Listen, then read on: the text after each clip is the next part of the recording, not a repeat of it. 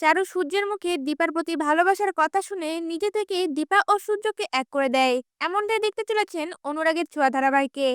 চারু তার ঘরের মধ্যে বসে সূর্যের বলা কথাগুলো নিয়ে ভাবতে থাকে। সূর্য চারুর সামনে বলে ওঠে, আমি দীপাকে ভালোবাসি, আমি দীপাকে কোনোদিনও ভুলতে পারবো না।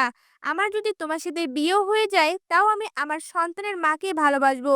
আর আমি অলির মুখের দিকে তাকিয়ে তোমাকে বিয়ে করতে রাজি হয়েছি। এই কথাগুলো শুনে চারু খুব কষ্ট পেতে থাকে। এরপর দেখা যায় চারু একা একাই বলতে থাকে, এসএস কোনোদিনও আমাকে ভালোবাসতে পারবে না, শুধু অলির জন্যই আমাকে বিয়ে করবে।